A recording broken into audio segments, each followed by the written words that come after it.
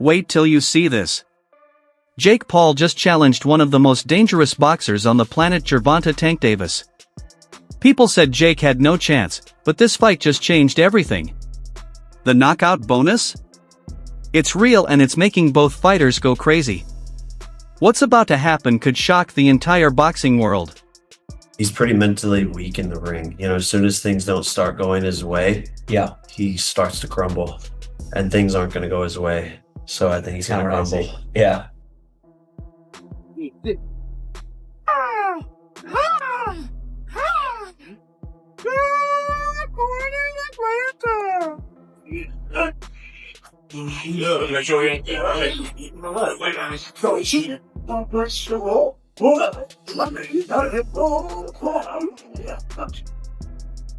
Jake Paul reacts with shock after intense sparring clips of Gervonta Tank Davis go viral.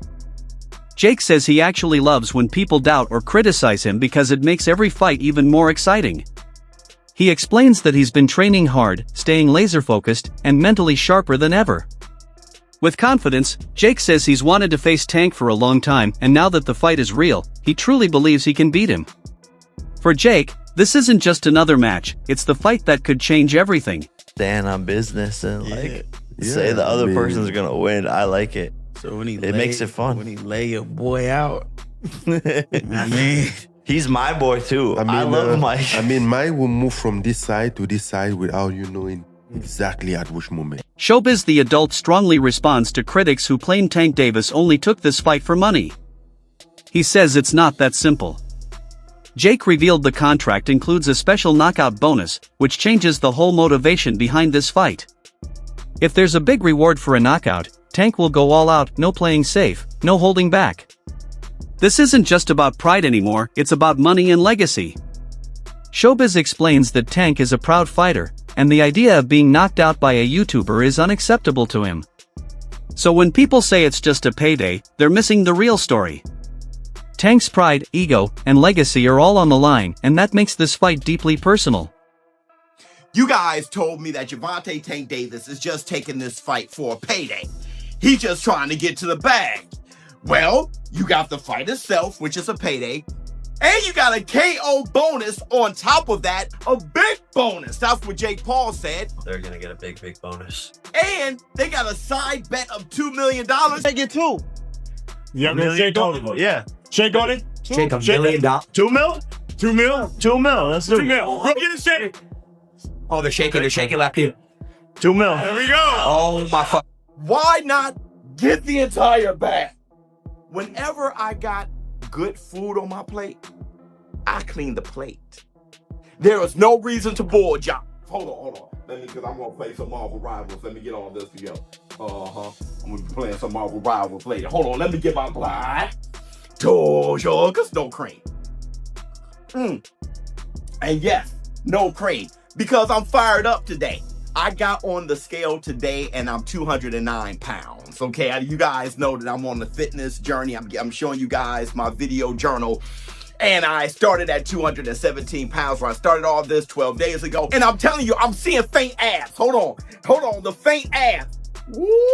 The faint abs! The faint abs! I'm telling you, it'll be back. I will be back. I want my Terminator shit. And when I'm done, I'm going to tell you guys my secret and exactly how I did it. I'm talking about step by step, everything. I'm going to be in great shape like I was. When I turned 45 and all the gray in the beard, I was just like, it ain't over, bro. It ain't over. Hold on. Let me. Ooh. Dr. Doom. Okay. All right. But listen. A lot of you guys calling this a fake fight and all this shit. I'm going to quote one of you in the war room. I forgot, one of my show business partners said, was it Justin Hill? I forgot who it was. You guys said, something like, and if I misquote you, I'm sorry, but it was dope. You said something like, if this is a fake fight, it definitely has real consequences. I keep telling you guys, man, if it goes on their real record or not, whatever it is, you know what you saw. It's just like Ryan Garcia versus Devin the American Dream Haney. Devin Haney is still undefeated, but we know what we saw. You cannot erase what we saw. If Jake Paul knocks out Tank Davis, there's some real circumstances. The shit goes viral, and I'm going to lose $10,000. Jake Paul isn't just going to win in this exhibition, but he's also going to get a knockout bonus and an extra $2 million. Veteran trainer Robert Garcia looks at the fight from a different angle. He says there's nothing wrong with Tank choosing to fight Jake, it's his career, his call. But the timing feels off. Legends like Mayweather, Tyson, and Pacquiao did exhibition fights only after earning greatness in world titles. Tank, however, still has major fights left to prove his legacy. Instead of facing top names like Shakur Stevenson or Devin Haney, he's stepping into a show-style event with Jake Paul. Garcia says that's like skipping an important chapter. Tank has the talent to be one of the greats, but chasing flashy fights too soon could damage his reputation. To him, this fight feels more like entertainment than evolution. Stop the contest before something like that, but I don't know. What's your just take on the whole thing? I'm not very interested in it. That doesn't excite me. I know it's going to do really good numbers. I know they're making a lot of money, which is good for them, good for Tank, because in boxing, that's what everybody looks for. I think it's, the good thing is they announced it as an exhibition, which is, I'm okay with it. Everybody does it. Mayweather has done it. Ali did it.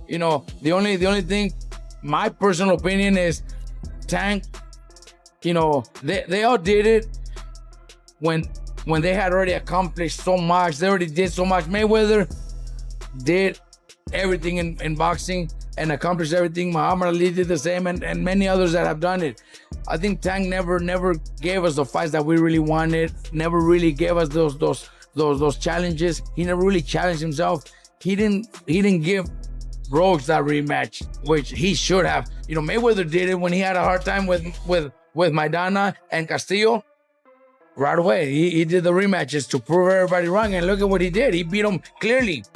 So Tank should have done the same. He didn't.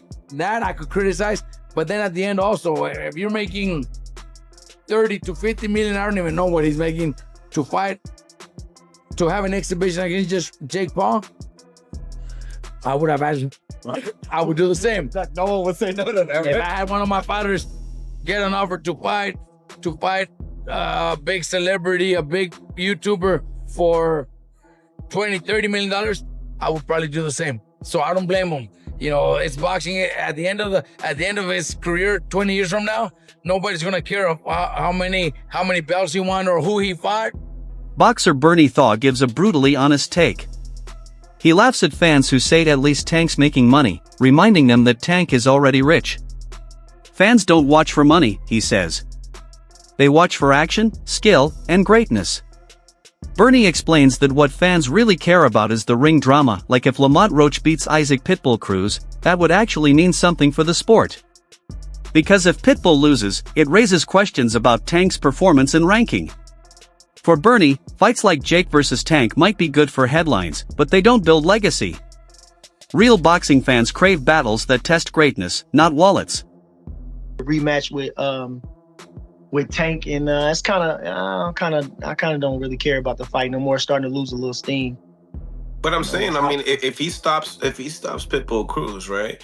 Don't you think that people would want to see, Lamont and Tank more due to the fact that, Tank had a hard time with Pitbull? No, I think people just want to see Tank versus Lamont because Lamont, he had a hard time with Lamont. It's just like Devin Haney and Ryan Garcia. People just like controversy. People just like, you know what I'm saying?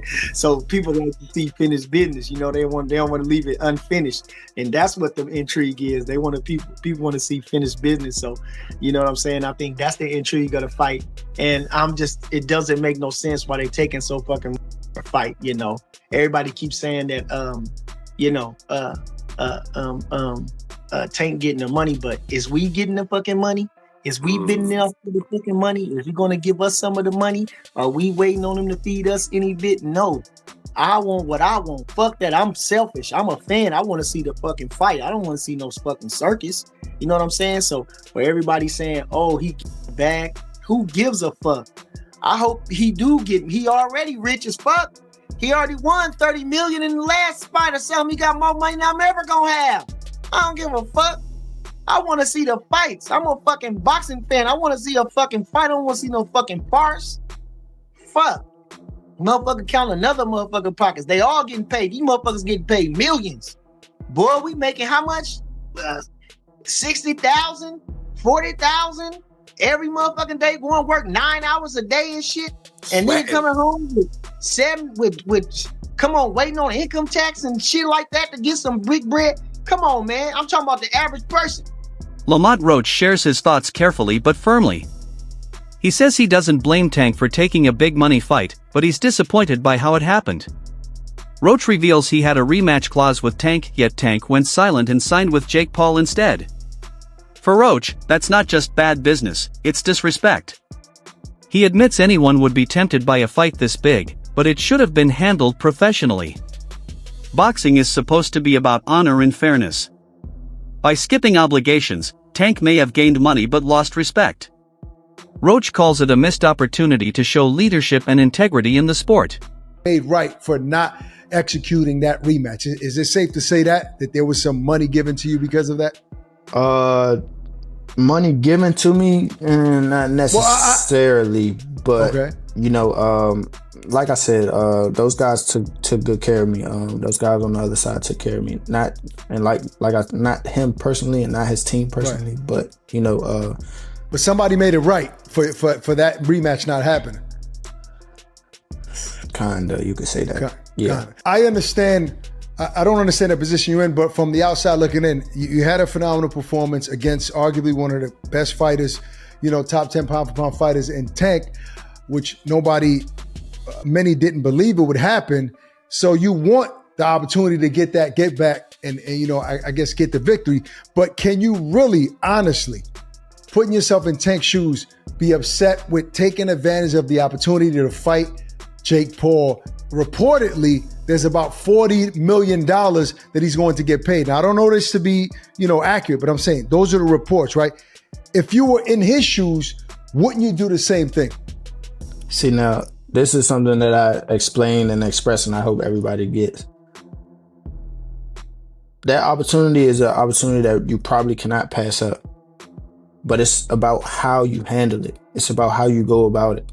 A lot of people don't know that he actually exercised his rights to the rematch, so that contractually binds us to a fight. You cannot breach that unless you do what you have to do to handle the business, to be like, okay, well, we mutually agree to let you move on or swindle around and fight